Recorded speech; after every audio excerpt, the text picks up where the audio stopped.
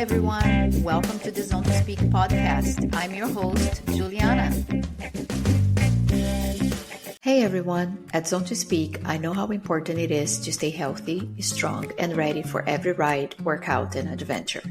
That's why I'm sharing some amazing discounts on products I personally love, designed to support your health, performance, and overall well-being, whether you are an athlete or just looking to feel your best. Psych Plus, their smart pump is a game changer. Compact, efficient, and perfect for keeping your tires road and gravel ready. It's ideal for travel too. You can take it on trips and skip the CO2 canisters. You can even change your tire pressure on the go when switching between surfaces like road and gravel. Get 10% off the smart pump and 5% off everything else. 15% off New Zest.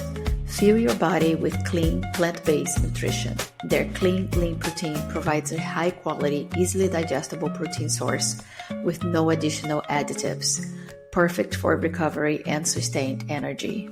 Plus, their Good Green Vitality is packed with essential vitamins, minerals, and antioxidants to support your immune system and overall wellness. 15% off Oleos. Oleos offers powerful wellness shots made with adaptogens, nootropics, and functional nutrients to support performance, focus, and recovery. I'll be using Oleos daily in the lead up to my next race, and I have already got my pre- and post-ride shots ready for my long weekend rides. If you are looking for a clean, effective boost, Oleos is it. Use code ZONE2SPEAK15 to save 15%.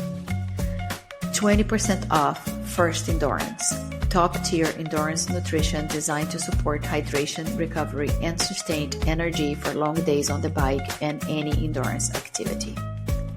15% off Frey Skincare, made for active lifestyles.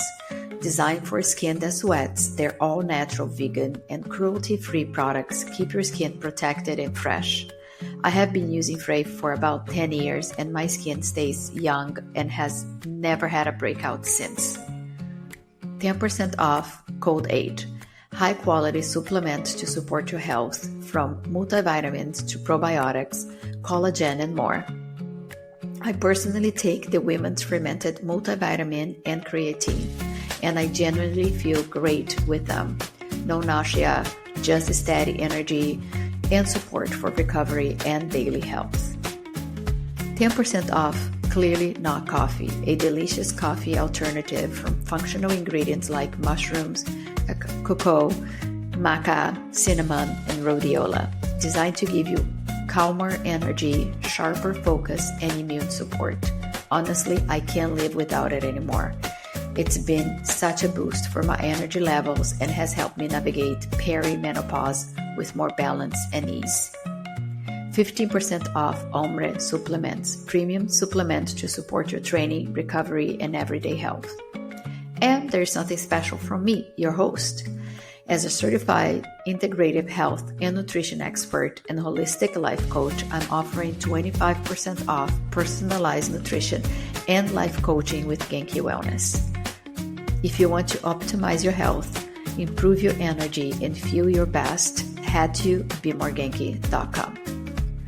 For all discounts, check out the episode description, use code ZONE2SPEAK at checkout, and let these incredible products support your health and performance. Now, let's get into the episode. So happy to see you, Tom. Thank you so much for making the time to be on the podcast. You look amazing. I think I last saw you in 2018. And like I said, you haven't aged a day. Well, thank you. But you look terrific too, by the way. Well, thank you. Great. Thank you. It was 2018. Sorry, say that again. Yeah, 2018. Ironman 70.3 World Championship, where we met in Port Elizabeth. Port Elizabeth. And you, after that, went on to other world championships, right? Just one other. And just another world championship. No big deal. Well, maybe right now I'll explain those things. Can I explain? Welcome to Zone to Speak. In this inspiring episode, I'm thrilled to sit down with Thomas Edward, a 78-year-old endurance athlete and multiple 70.3 Ironman finisher and World Championship finisher, who is redefining what it means to age gracefully and athletically. From conquering grueling triathlons to embracing the challenges of training and recovery, Tom shares his remarkable journey of perseverance, discipline, and passion for pushing boundaries. I will dive into what drives him, how he trains and adapts to his body's needs, and the lessons he has learned about resilience, longevity, and living life with purpose. Whether you are an inspiring triathlete, an endurance enthusiast, or just looking for a dose of inspiration, this conversation will remind you that age is truly just a number. So let's get started. Tom, welcome to Zone to Speak. Well, thank you. Thank you very much, Juliana. So tell me, how can you share your athletic background? Were you always active, or did you develop this passion later in life? Well, as I started swimming competitively in high school, Wow. and that's the only competitive. It was a team, but well, it's not a team sport. But so that's the only competition. Then there were years of doing nothing, but always swimming. Whenever I had a chance, I would swim. So swimming was my main uh, athletic pursuit. Both for I found out later it wasn't just physical; it was definitely mental. Because when I would swim at times of stress, it would de-stress me. Every time I swim, I feel better when I get out. So I'm a swimmer. Okay, then in I did run one marathon, but didn't train well. This was in 86. So I guess I was 40. That was a way of celebrating the 40th birthday. What a great way to celebrate. And this was the New York Marathon. It was just Wow, a classic. a And you have class. to, I don't know if in the 80s how it was, but these days you either qualify or there's a lottery. There was nothing at the time. I don't know Okay. when. I don't know when it's. I don't know when they started, but it wasn't that long after it been starting. Uh, and But I didn't train. I trained from a book. I found out at the end I didn't train well and didn't understand hydration or feeding myself. And I was I spent the next day at bed, Wow. Wow. so I wasn't ready. Uh, a hard But you lesson. finished. Oh yeah, yeah, finished. It was just a tough recovery. And so you do have some athletic background. You started swimming at school. How did you become interested and started triathlons? I was living in Ecuador at the time. Uh, we had moved there in 91. And this was maybe about 95 or so. I don't remember exactly. Uh, and I was talking to my sister. She was never much of an athlete, also a swimmer and running. And then she tried one triathlon and she just said, "You should do it." And I go, "Well, I guess I'd started running again in Ecuador gently. And so all was missing was the bike.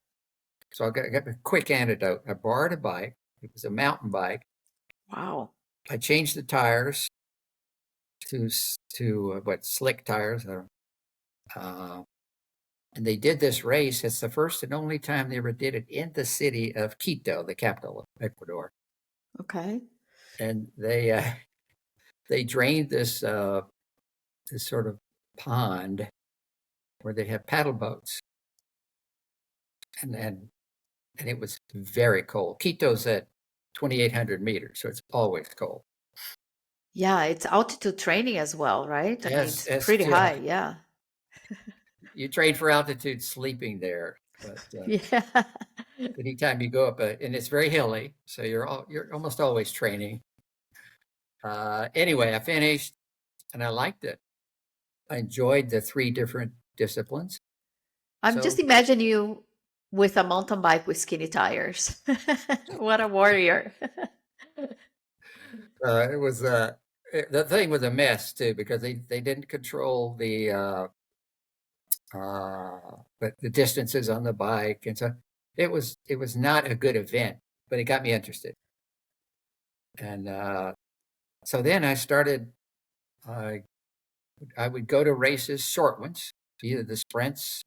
Maybe did a every time we go to the States, I'd rent a bike somewhere and started doing sprints. So I did maybe, I don't know, 8 or 10 sprints in different parts of the country, wherever we were vacationing with my wife and son. And just kept liking it.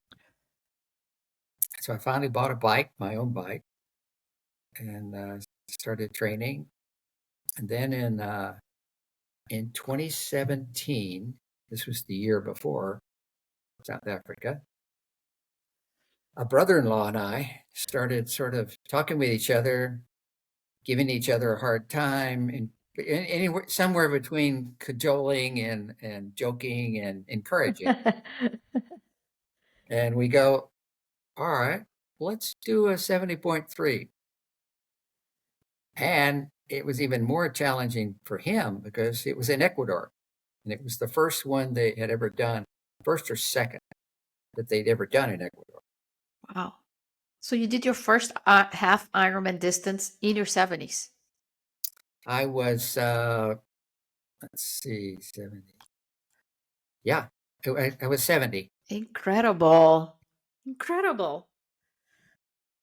Then I'll tell you the one thing. There's how did I get to the World Championship? At my age, I mean, I think anybody listening probably already knows this. It's only in the categories where there are a lot of competitors that more than one person can go to the qualify for the World Championship. Well, I was the only one in my age group. But you still got to be in it to win it. Doesn't matter. Yep. And so I did finish under the time, and they go, you have to decide in that moment. That's kind of challenging also. Yeah. So just for the listeners that don't know, because in cycling is a little bit different, in the Ironman brand, when you race, if you're not elite, you race your age group. And each age group, it starts, I think, at 18. You need to be 18 to compete. And then it's every 5 years, it's a different age group.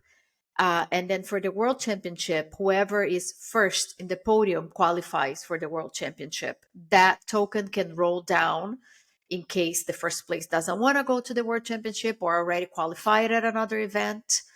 And you do have to decide right then and there because you have to pay a fee for that token, and it's not cheap. So it's tough because you're on the spot and you don't know. Like, I remember when I qualified for South Africa as well, I raced in Vietnam. I qualified in Vietnam, and then they were like, yes or no. And I'm like, wow, South Africa. Um, I guess yes, because it was my first World Championship as well. But yeah, you are right on the spot, and you have to decide on this investment for a race, for a trip. Anyways, go ahead, Tom. Just a little bit of education for the listeners. No, that'd be very, very helpful for somebody who's never competed in any Ironman event. Yeah. So I already knew that it was South Africa. Okay, so I had my credit card ready and jumped on it. I said, sure. I had already been to South Africa visiting my son and his then girlfriend, now wife. And so I liked it. So I was interested in going back. And it turned out that so far has been the best, to be the best location. It's beautiful. Beautiful, beautiful. I'll encourage anybody, if you just want to go visit Port Elizabeth, it's just gorgeous site. People were very friendly, Very very, friendly, yeah. very, very well organized. And I met a lot of people. I really liked people who do uh, Ironman events. And that's where I met this wonderful person, Juliana. And here we are. How many? This 6 years later, 7 years later, we're still Yeah, in touch. we're still in So touch. Yeah, I'm not gonna let you go. I was like, I remember we met at the beach maybe a day or two before the race. We were doing a practice swim, which was a wake up call for me because I never swam in such a cold waters. I think it was 12 C, the temperature. And I just remember everybody putting little neoprene shoes and neoprene caps and gloves. And I was like, I don't have any of this. But yeah, I got out of my practice swim and I saw you. We started chatting. And I was and still am in completely awe of you because triathlon is not something easy in any distance. You know, it's three sports, it's a lot of dedication. And yeah, and then when I started the podcast, I was like, I have to share Tom with the listeners because I think you were a true statement of perseverance. I mean, I know for me it's hard. The time commitment to train and just finishing each discipline, and it's different training for each discipline. And on the 70.3 distance, you're putting it's about 2 kilometer swim, 90 kilometer on the bike, and after that you have to run a half marathon. It's a lot, and you have to plan your nutrition and hydration through all that. Take me through your routine, training routine. What does that look like?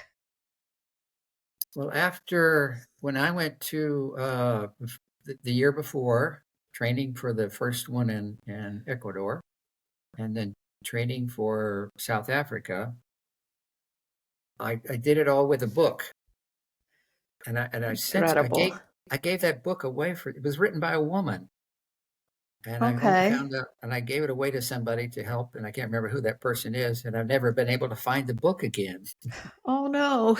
because it was very good, and but anyway, that was just to give people a general sense. As you said, you're training for three disciplines, three sports. Uh, so that, and I have to mention one other thing. I can dedicate that time because I'm older. I don't have a family. I have a my son has two. I've got two grandkids, but my time is mine. So but I know couples in Ecuador who have kids, and they both of the couples train and compete in triathlons. That to me is just amazing, much more amazing than what I'm doing. You're so But humble. but the But yeah, it's other, hard with a family and balance all. oh wow, Can imagine. Yeah, it's a lot. because it takes it's not only the time, it's the energy, Absolutely. and Yeah, you can go home and take a nap. They that's can't. right. And I do. I take nap almost every day. I take a nap. Yeah, I love naps. Uh, so where were we? Get back to training. Your training routine. Yeah. Okay, well after that, I thought, okay, I'm going to keep doing this. I like it. I like the training. I like the experience of the competitions. So via it's a long story, but anyway, I got connected with a uh, then at the time pretty small training group, and they would assign a coach, and they had several coaches, and they would work with different. Each coach would work with several different uh, people. And this particular coach, I had met her previously as a yoga instructor, Okay. and so I already knew her, and she was good. She was good to work with, so I stayed with that, and I've stayed with that group. They changed. She quit to work on her own, and let me throw in a plug here for yoga. I was thinking about this the other day. I would encourage any endurance athlete, whether it's triathlon or biking or running or whatever, to start doing yoga. It's going to make you more flexible. It's going to make you more aware of your body and how to take care of it. And this one sounds strange, but it's going to teach you to relax. So when you're on the bike, I don't know, but let me ask you, when you're on the bike, Juliana, I'll be biking along, and then all of a sudden I go relax, relax. So I relax my hands, I relax everything that I can, and then the bike, you can relax everything from the top of your head down to your waist. So I kind of go through this relaxation mental routine.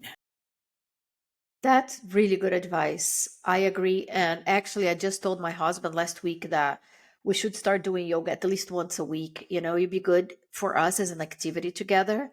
I mean, not that we need more activities together because we already cycle and live together, but I think it would be good for us as well because, yeah, it's wonderful for your joints and for flexibility, mobility. And you bring up a very good point because it's something that I have to consciously tell myself. And a lot of times I forget on the bike to say relax because I sometimes I started to see pictures where my shoulders are all the way up, my face, like, because I guess I'm all tense, and I have to like relax. You're absolutely right. Yeah, it's a very good tip. Okay. That may be the only one I can give. But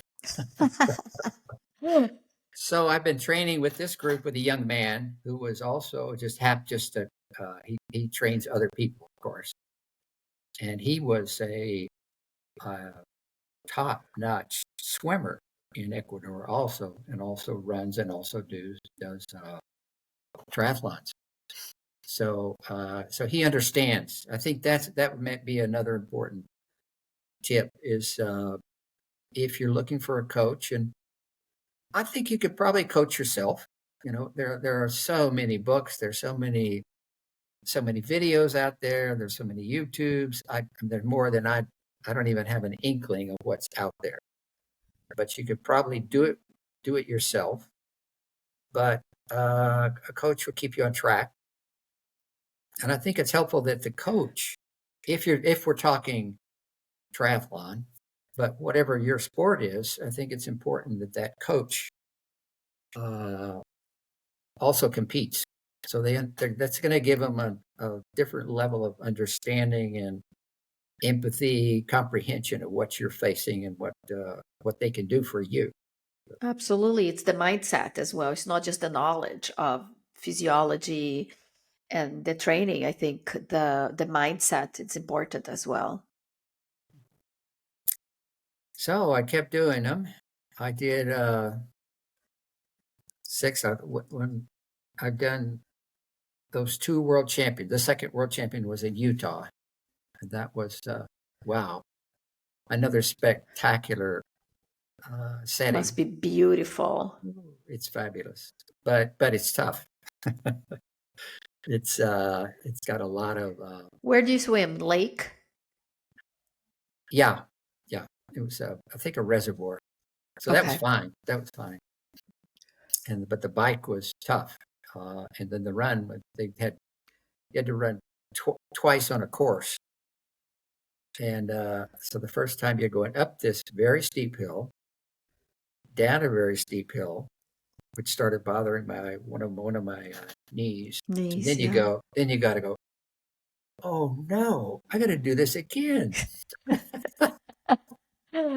Yeah, then it's in your mind. Yeah, Yeah. yeah.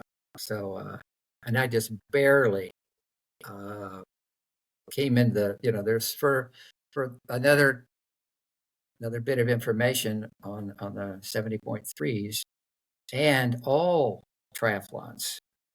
Um, the Ironman. I'm guessing all, but definitely the Ironman. You have to come in under certain time limits. So if you don't get out of the swim under the time limit, they stop you. And the same Yeah. thing for different points in the bike and the running. And so for the for the 70.3, the maximum time, if you come in, the maximum time is 8.5 hours. And my daughter-in-law goes, 8.5 hours, that's a full work day. You're out there doing that? Yeah. So there's a sense of craziness about this, yes. But I came in at 8 hours and 15 minutes. So Perfect. 50 minutes to spare. that's right. And then it's always in the back of your mind. I should say it's always. Then it starts going, wow, if I could do a 70.3, a half Ironman, maybe I could, maybe I should try the full. And Juliana just gave us the distances. Well, you just double those distances.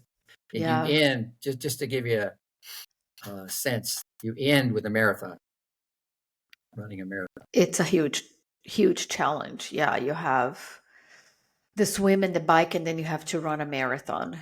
And the bike, it's almost, it's 180 kilometers, then 42 kilometers run. So then, after the 2 world championships, you decided to take on the new challenge, a full Ironman distance. Yes. And I what think were the specific challenges you faced in the training and the race for that? The training just became more intense, more longer distances, more, let's say, swimming would include more it's muscle building, but so strengthening plus, and I'll let you know more about this than I do. And then your VO2 max. So you're working on the ability of your body to produce oxygen. But I'll you know more about that than I do. So if I'm you not want to, sure. I'm not sure if I do more. If I know more. so you're getting your body in even better shape to put up with the Incredible. distances. And so swimming, just to give you an example, I'm relaxing right now. I'm gonna do the end of last weekend in April. Do what's the second? It's the Olympic distance, Oh, nice. and so the swims are maybe, just to give you a sense, 1,500 meters, 1,800, 2,000. Well, they got up to 4,000 Wow. on Yeah. the training for the The Ironman. full. Yeah. And you would do bicycle rides. Right now, I'm riding mostly inside. I don't know. I'm sure your cyclists know all about this. Riding Yep. inside. I don't have a fancy machine. I just mount my bike on a roller, and off I go. And then would we take long rides? So the rides I rode, and these are just keeping a good pace, not race pace necessarily. And so, but I would ride sometimes 6 hours, Wow. and that's just getting you ready to ride. We have to back up again. We have to remind us what happens when you get old. Tell us. And you get slower. Yeah. I mean, want to or not. So, uh, You get slower, but your body is doing amazing things. I mean, it's incredible. You're 78 and you are swimming, biking, and running crazy distances. it is crazy. I get that Yeah. frequently. You said, "What? What? Why are you doing this?" You mentioned your daughter-in-law. Does your family? I mean, I'm sure they're super proud of you, but they probably think you're a little bit nutty. A little, yeah. My son has come to accept it. At first, the first couple of times, he says, "Why are you doing this?" He said, "Isn't this a little crazy?" I said, "Yeah, it's probably." There's probably, I don't know what psychologists think about endurance athletes, That's a Uh, good question. I should have someone here to tell yeah, us. okay. All right. Let me know. I'd like to listen to that one. Absolutely. And I mean, I suspect that we're a little bit. Um, what's the term where you tend to really focus on something and just to an extreme. There's a psychological Okay, I state don't know. there. Okay, Yeah. let's find that. I don't know if it's OCD or laser focus. I don't know. It's the expression. I think what my son uses is OCD. OCD. Yeah. Obsessive compulsive Yeah. disorder. It's a good one to have. It's a healthy one. Oh, good, I good. think that's just my opinion, not an expert. Well, let's between us, let's just call it OC and take away the Yeah. disorder at the end. Yeah. Just I like that. We're all C's. And so what motivates you to keep pushing those boundaries and competing in this crazy events? uh, I like I like seeing part of it is seeing what my body can do.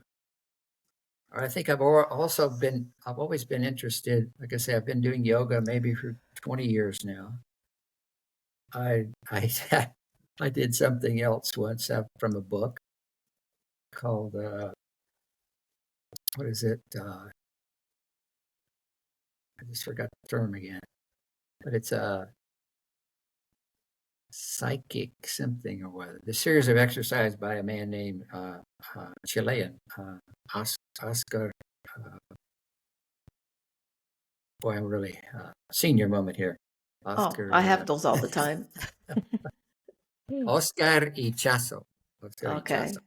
I will look him up and put him on the description because I think everybody will be Googling. Okay. Okay. No, Yeah. To it's know your very, secrets, Tom.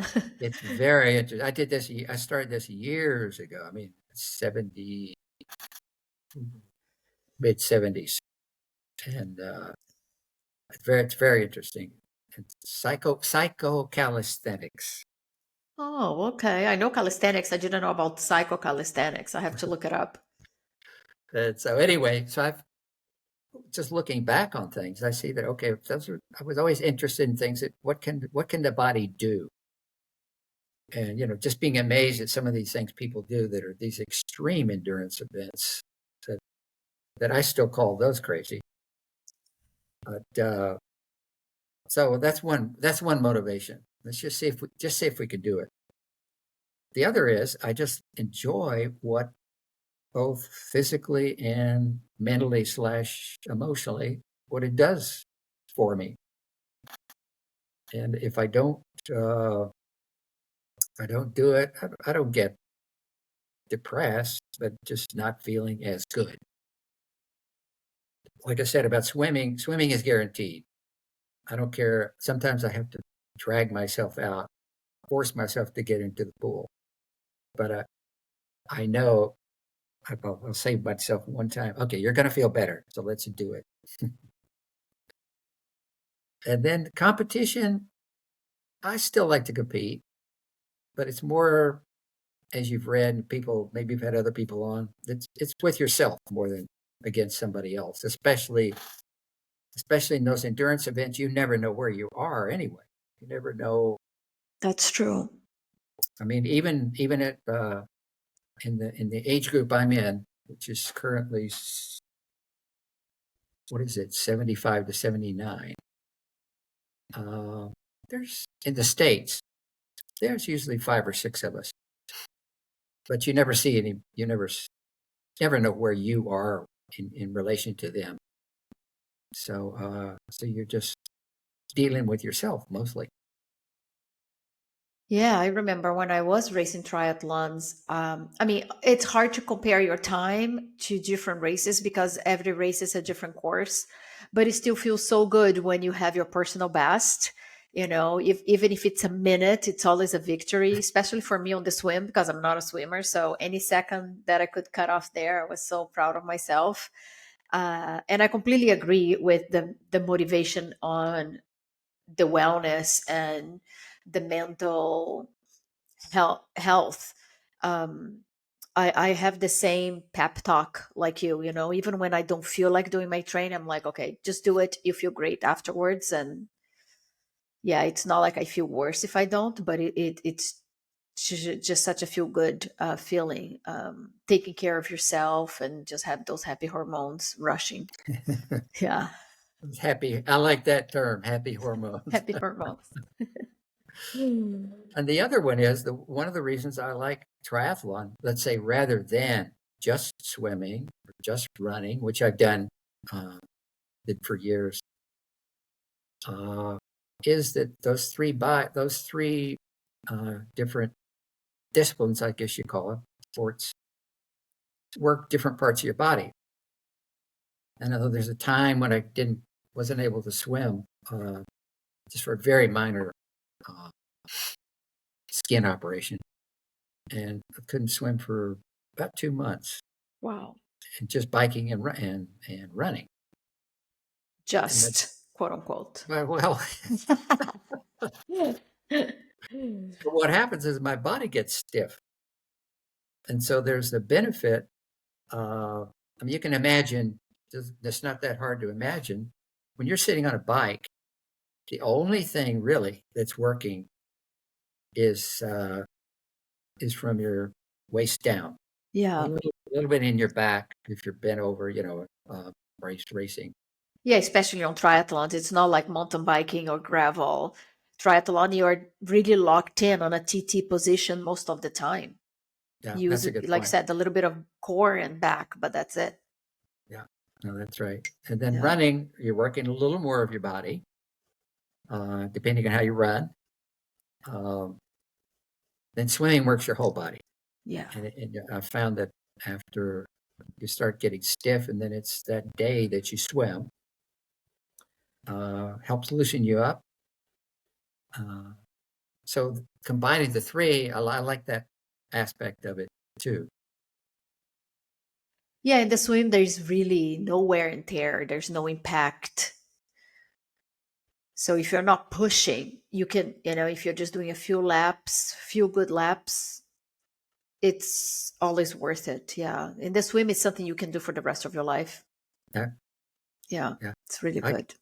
I hope to. Yeah. Um, and nutrition is something super important. Mm. Like you said, your first triathlon, no, marathon, when you did the New York Marathon, you spent like a day in bed because you didn't plan it right, the nutrition and hydration. How are you doing, now? How are you planning? How are you doing? What's part of your routine on your nutrition During the race or all in the time? general? Everything. Yeah. Okay. Well, that's one thing I became aware of uh, when I was when I was young, when I was only how old was I? My 30s, and for whatever strange reason, got interested in diet. Not diet as we think of. They say, oh, you got a diet to lose weight. No, just diet as what you're eating. Right. And I started um, moving towards vegetarianism. Never got there because but I'd stopped eating beef and pork. And I'm not going to throw this out as a recommendation. It's not necessarily it's not something that everybody should do, but I did, and haven't eaten, uh, as I say, haven't eaten pigs or cows for maybe 40 years. So I just stopped. And then I just became more aware of what foods are good for you, what foods do you need, and then those you can find again so much information out there, Yeah. and then make decisions on your own. But there are some real basic diets that you can eat, and then you can eat more because you're burning a lot more than the average person. So keep the carbs. Eating carbs is not a bad thing. No, eat carbs. Yeah, it's one of my biggest things with people. I do nutrition coaching, and yeah, so I always say, don't be afraid of carbs. Eat your carbs. It's so important, especially if you're active. But even if you're not active, it is one of your macronutrients. Eat good carbs, obviously.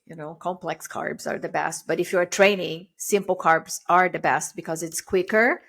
So it hits your system quicker for energy. But anything specific that you have done on your dietary, on your nutrition, that you changed once you started being more into competing and triathlons? Mm.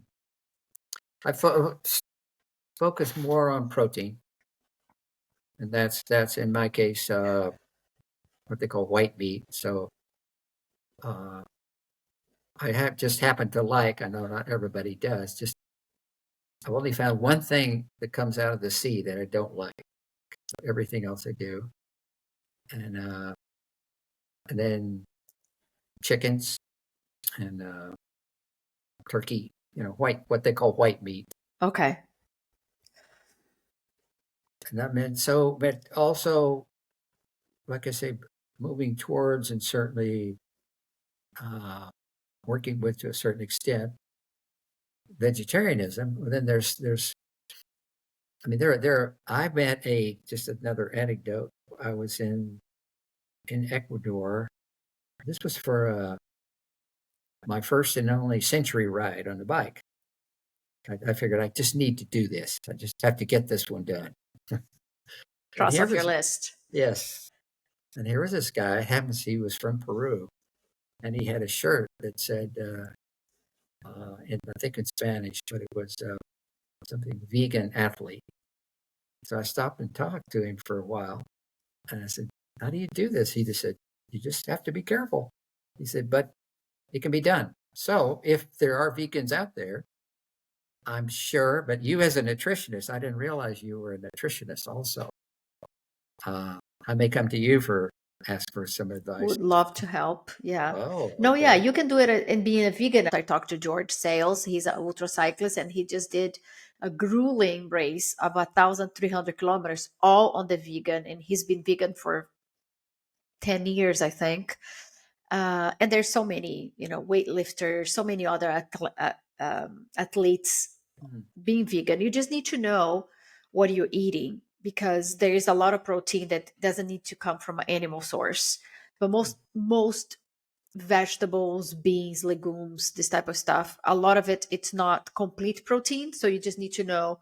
So everything's complementary. But yeah, you can do it on the vegan as So, well. I play around with that to a certain extent, and living in Ecuador in the Andean region, that's the home of quinoa. Okay, and that's the most. It's not the only, but the, you could fill us in on more about that. But it's a seed, and total. Yeah, it's All the great source of protein. Great source of protein. I have it a lot. Yeah. As for carbs, I love quinoa, sweet potatoes. I do yeah. a lot of those too. A lot. So I guess you're open to write in questions about nutrition then. Of course. You have my Well, WhatsApp. You have a direct line, so well, there you go. I mean, any of your listeners now, any podcast listeners. So that's what. And then in the racing, uh, I use what everybody else does. I have different sources of. You don't buy. All right, this is an interesting thing. Let me ask you. What I understand, while you're racing an endurance event, you're not that concerned about consuming protein. no It's more carbs carbs. and the different nutrients and different minerals that you need that you're Correct. consuming. Yeah, I think for triathlons, because it's a day event, from a sprint to a full distance, it's a day event, from 1 hour to 17 hours. You need energy and you need electrolytes because you're sweating out all your minerals and salt. So it's super important to stay hydrated and properly hydrated. It's not just water. You need electrolytes to replenish everything that you're losing, and you need the carbs, easy carbs. So that's why people also have gel, because usually it's a combination of fructose and glucose. Glucose goes straight into your system. Fructose has to go through your liver, so it takes a little bit more. So that's why it has the combination. So you don't really have a crash. Yeah, I mean, if we're talking endurance cycling, that people are on the bike for 2-3 days or more, then obviously you do need some protein because you're sleeping. You need more. You need to think more about recovery. But for those days events, few hours event, then you're just thinking about electrolytes and carbs. So I use, I really have to think about drinking. I don't get that thirsty, but I force myself to drink, like you say, water with some electrolyte powder solution. And so that's what I still have to work on.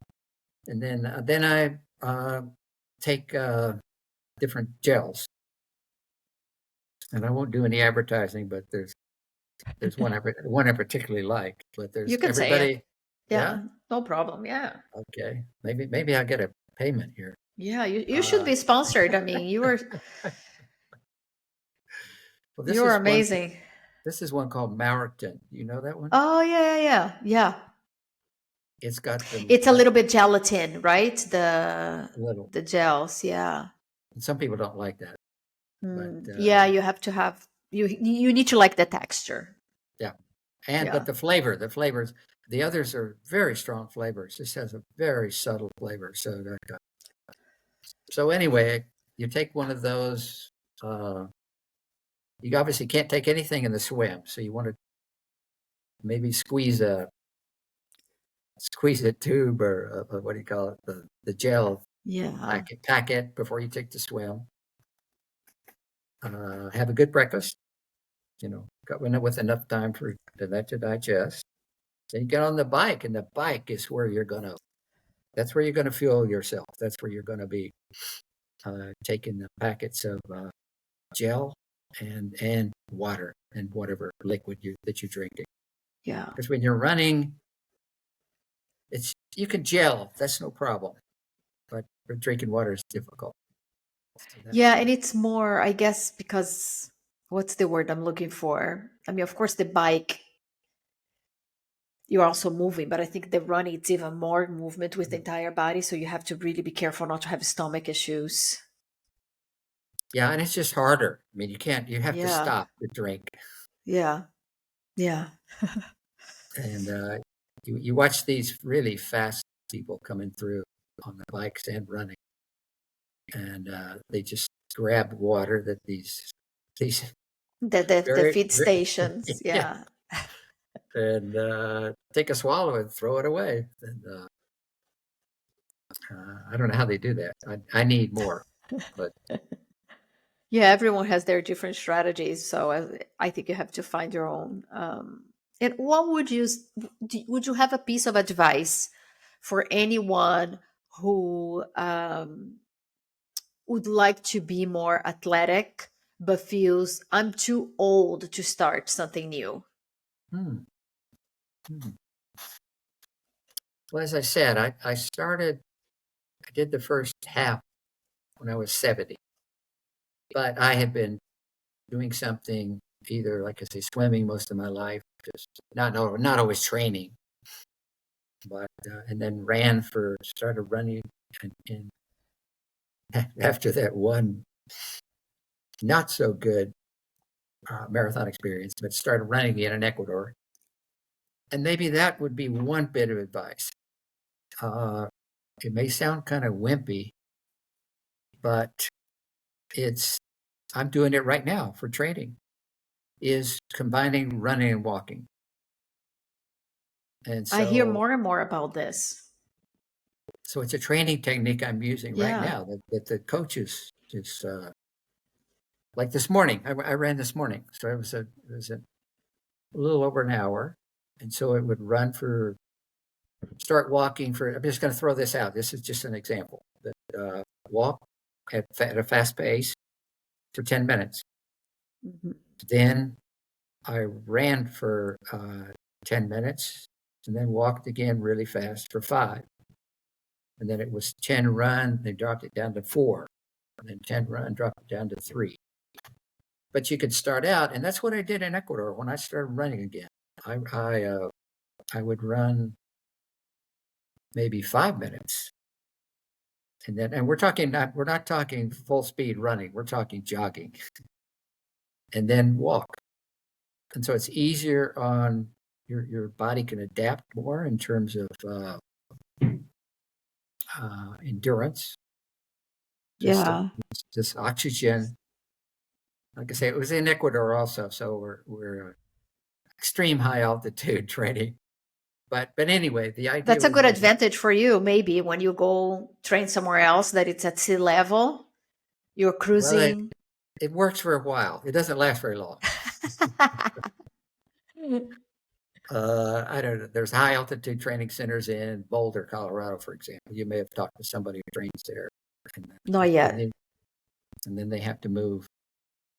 They go from, or if soccer players, football, uh, they train at altitude, but then they when they get there, it only lasts a few days. So anyway, it's not that helpful. or and if you're operating at a really peak level, extremely competitive, top notch, then it probably makes a difference. But anyway, that would be my suggestion. Find if you're going to spend money on something, spend it on really good shoes. The rest of That's true. running, the rest of running really doesn't matter. You can wear whatever. But Yeah, you want the best pair of shoes, the ones that fit you. That are there's some that are if you feel like starting running, there are some shoes that are built for they have more cushioning. So do some research. Either talk to somebody who knows, and there's so much information out there. that's true. If you're starting swimming, take lessons the first time you go. Don't hesitate. Swimming is I've read this a couple of different places. It's 80% technique. Yeah, And I even retrained myself at one point. Uh,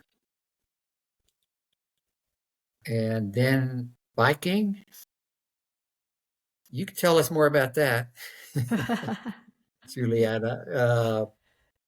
You don't need a $10,000 bike to that's start true. with. Okay. There's lots of bikes out there, depending on what you want to do. And if you want to, if it's road bike, that's probably the easiest to start with. I haven't done any mountain bike or gravel, and certainly not raced in either of those, so I can't say much about it. But there's a lot of used bikes out there, and bikes don't get that used. There's only a few things you have to pay attention to.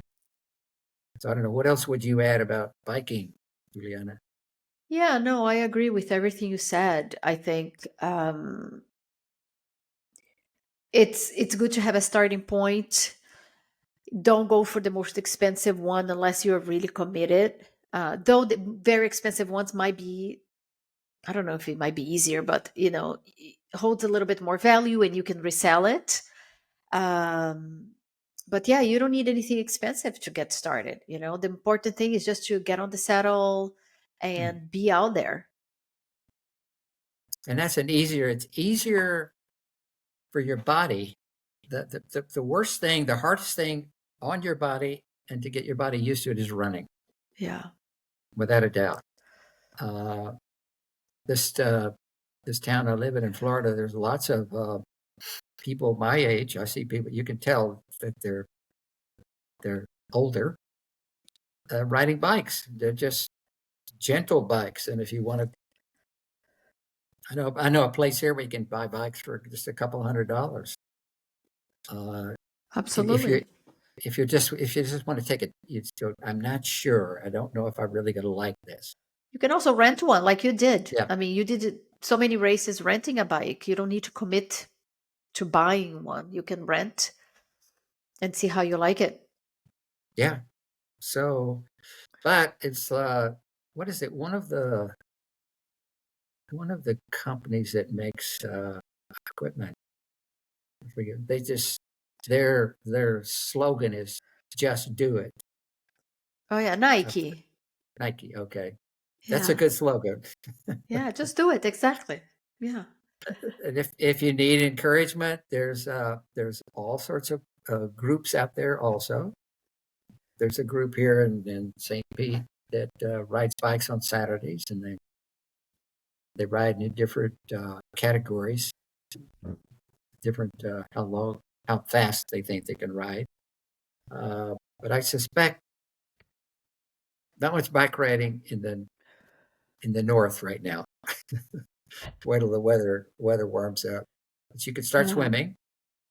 But that's good advice. I think looking for people in the community, I think those groups are a great support. I know it was a great support for me when I first started. I joined a women's group Hmm. and it was wonderful. I learned so much with them. And also the accountability, the coach or a Yeah. group, you have to be somewhere at certain time to meet everybody. They're waiting for you. So it pushes you, gets you out of bed. And there's a lot of different groups, groups by age, groups by gender. Um, and it's great to enjoy one of them. I mean, enjoy, no, join, join one of them. Enjoy as well. And to enjoy it.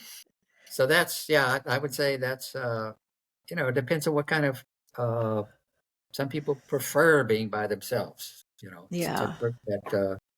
so it can turn into a social event, which is very good also. Yeah. So so that's about all I would say. And just start slow. Don't this is kind of tricky, especially for anybody, men or women, who were athletes when they were younger. That could be high school or That's true. college or even later in life, and then they go out and they want to get back up to that same speed or distance or Yeah.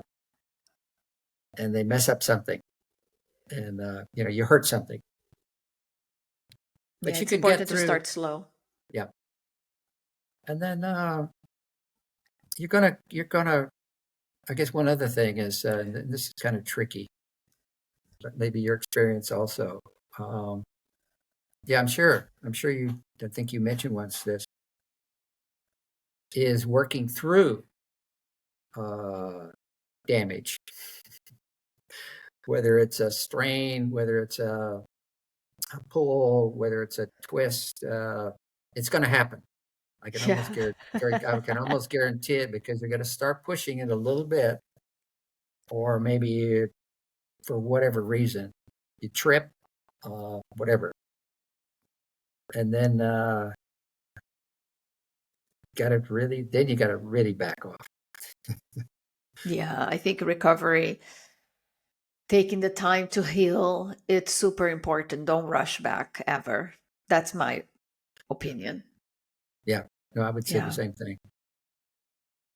And I would. Tom, what does the future hold for you? What's next? Well, we didn't get very far in the full Ironman. So Yeah. I won't get into details, but so I said, okay, I'm going to try it. So this was in, what year was this? We're 25 now, maybe 22. And there was this brother-in-law who doesn't race much anymore. He doesn't. He's kind of backed off, but he lives in Arizona. And there was a full Ironman in northern Arizona, outside of Phoenix. So Bill, the brother-in-law, said, "Well, come stay with us a few days. I'll take you up there and stay with you, be your backup." I said, "Whoa, all right, That's I'll a do nice it." offer. It's a wonderful offer, and but not to get into details, but it was swimming in a reservoir, and here it is in November, but in let's just say Phoenix, which gets up to like 110 during the summer. But the water in that reservoir was so cold. It was. I still work more with Fahrenheit than It's okay. We can do centigrade, Fahrenheit. but it was 1 degree. There. Another thing about Ironman for you, the wetsuits, and wetsuits are an advantage. They not only keep you Yeah, for the warm, buoyance. and so most people, I would say, maybe everybody, with a wetsuit on, you're faster. So they don't allow wetsuits. They have different temperature ratings, different temperature controls. Right. Depending on the water temperature, it's wetsuit legal. Otherwise, it's not, and you cannot wear a wetsuit. And then, but there's another one at the bottom end, at the cold end. They have one when it's so cold, and that's 60 degrees Fahrenheit. I don't know what that is centigrade. I don't know, maybe 12 or 13 Celsius, I think. Anyway, if it's 60 degrees, you have to wear a wetsuit. Right, mandatory. Yeah, Yeah. I think it's about 15 or 14 Celsius. It's mandatory. Yeah. Well, this was 61 degrees. That's how Okay. cold. So 1 degree above the mandatory. Oh no. And I'm thin, and those thin people have a disadvantage. We have an advantage hiking and running, but not Not in the swim. No so buoyance anyway. at all. Well, there's that plus the cold. Yeah. Well, I swam, and it was just that towards the end, it's let's see, it's 1.834. I think it's almost 4. I think it's 3.8 Yeah. kilometer swim. Yeah. I was really ready to get out of that water, and it was so cold, it was messing up my head. I've been there. Yeah? Okay. So South Africa, I think was 13 degrees Celsius. Yeah, as soon as I got in, boom, immediate headache. Oh boy. Wow. I did okay there, but this You kicked ass. Yeah. Yeah. The World Championship, it's separate. The women go Saturday and the men go Sunday. So I was able to cheer for you on Sunday. It was very nice. That's the only time I've had a cheerleader out there for me. Ringing a bell, even. Yeah. But I was so cold. I got out of we went up a ramp, and then the health team there. I mean, I felt bad. I didn't feel quite right, but they must have seen something else in so they plopped me in a wheelchair. Wow. Wrapped me with blankets and ran me into the heat up tent. Okay. That was the end of the race. No. Oh. I guess I could have. Well, but it's if you need it to be stopped, that health comes first. Yeah, and I don't know what they saw. I didn't ask them later because maybe they took my temperature. I don't even remember. So anyway, that was the end of that one. So I thought, okay, let's try it again. So the second one was in a place in Florida. Warmer. Panama. Yeah. Same time of the year. I think it was also November. In Panama City, which is out in the panhandle of Florida. Swim went well. But in the bike started messing up. It's kind of hard to describe. It was like it wouldn't stay straight. I had to lean into it to keep it going straight. How odd. Did you pack it, and when you were putting it together, or a mechanic putting it together, something went wrong? Well, I'll tell you what in the end what we figured out, I think. But I got to about mile 90 of, what is it in miles? It's 180. That's about 120 kilometers. It's 180 kilometers. So it's the total, yeah. It's a little it's a little over 110 or something like Yeah. miles. So I was about a mile, and I just couldn't do it anymore. It was just too much of a struggle on the bike. I get back in St. Pete to the bike shop I go to, and they said, "Well, look at this." And I had one of those seats that they're split Yep. out at the okay, out at the beginning, where it's thinner, where they're split. One of those splits was maybe a centimeter lower than the other side. Oh, your saddle. So that's why you probably when you're pushing, yeah, something, yeah, the balance was off. But such a tiny thing. Well, this is another thing about this. Here's another tip about not just the bike, but you're going to be. I was out there at that time, maybe I don't know, maybe 5 hours, no, pushing 8 hours. So anyway, a long time. And if you have anything like a little tiny pebble in your shoe, it doesn't bother you for a couple of miles, but for a couple of hours, yes, you're going to be in trouble. So you have to make sure everything is just right. Absolutely, yeah. Yeah. So So that was number two. That was the second attempt. attempt number two, yeah. And so then I thought, okay, let's try one more. Like there's a saying both in English and Spanish about the third times in Is the English charm. is a charm, And you have so determined. right? I got to do Yeah. it. I mean, and this one it had a big advantage. It's in Maryland, Okay. and you're swimming at a little arm of the Chesapeake Bay. And my son lives in D.C., so uh, so he was going to accompany me. These all become long stories, so I won't tell all the things. It's He okay. couldn't I love a accompany long me. story. Oh, okay.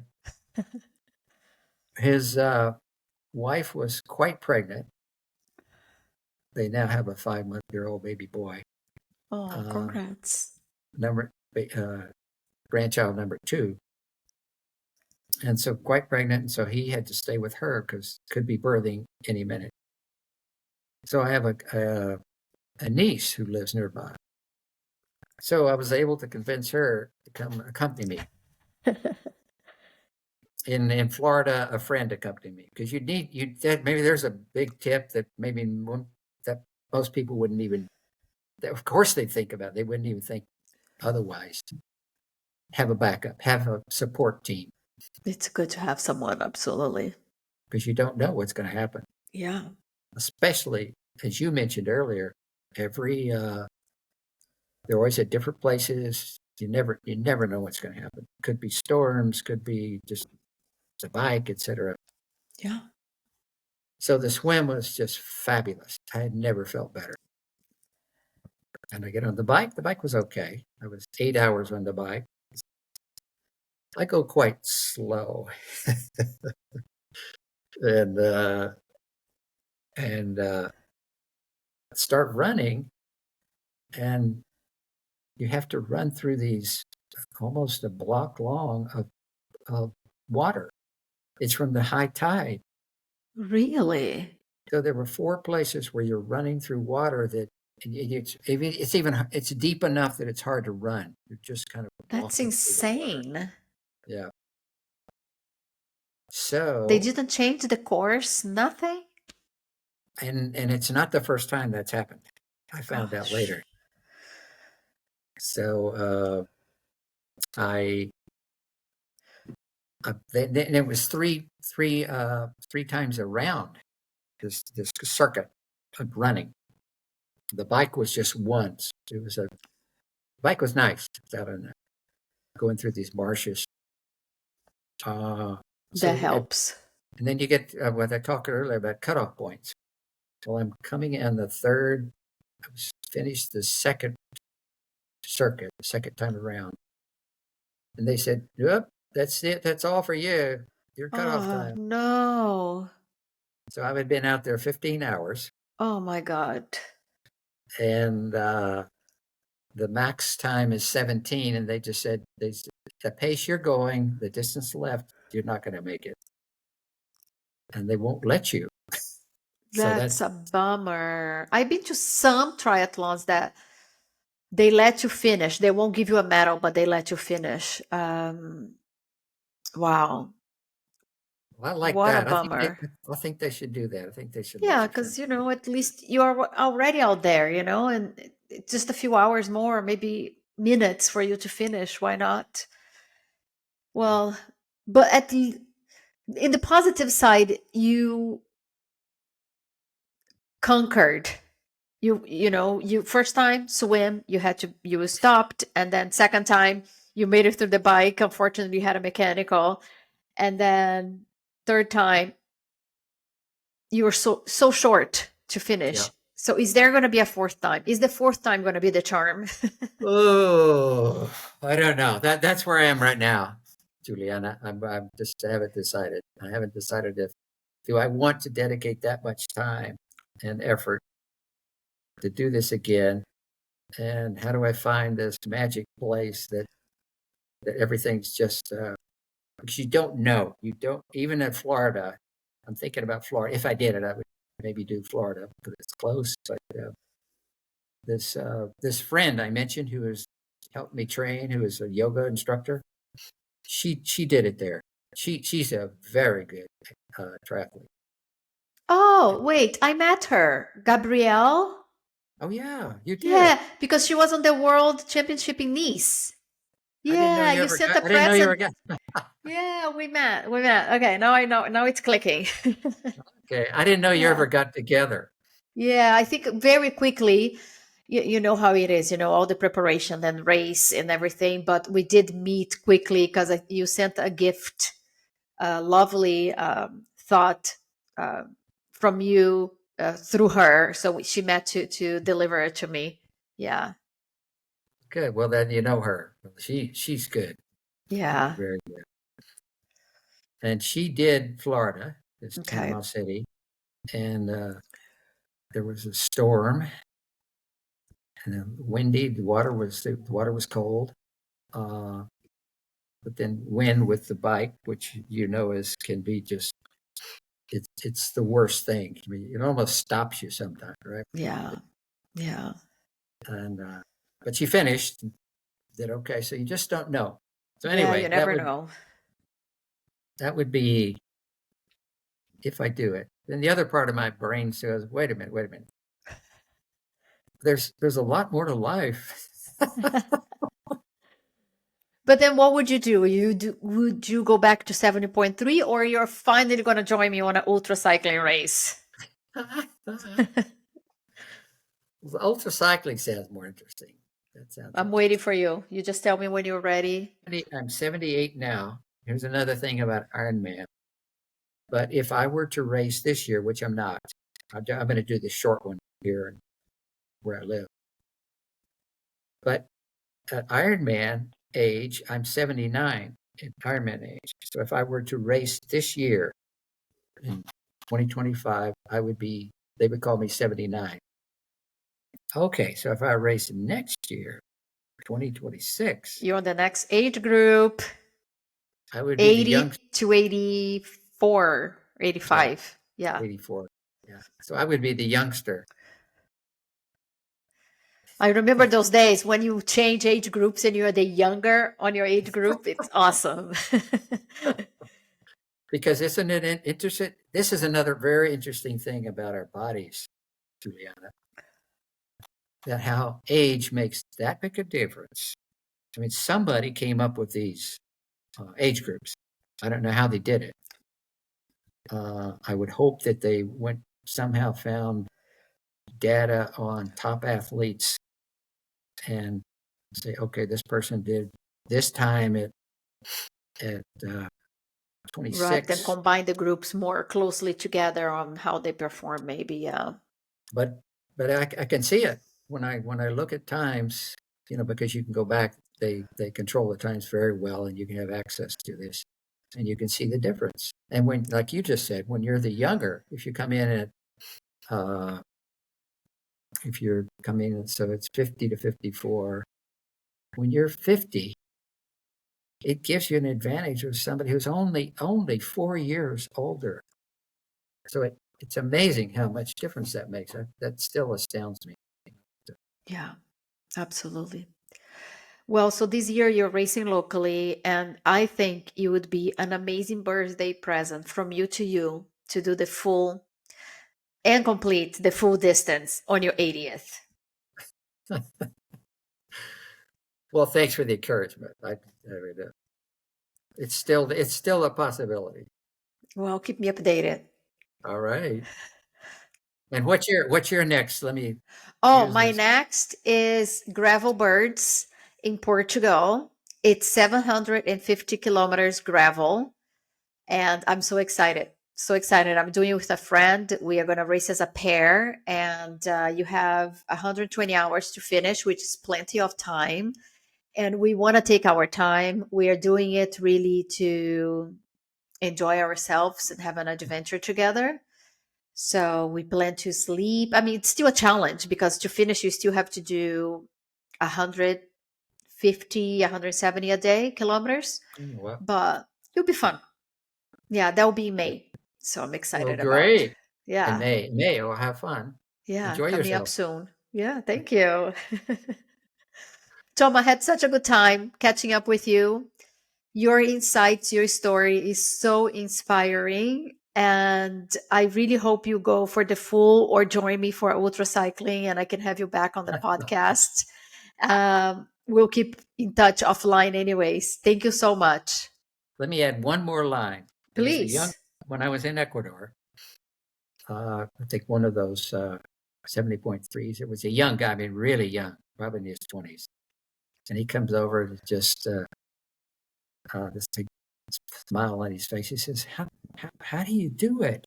What's your secret? I said, just keep going. Don't stop. So maybe for all of the people, or maybe the other would be get started, but once you started, don't stop. Okay? Wise words. Wise words. And do yoga. Yes.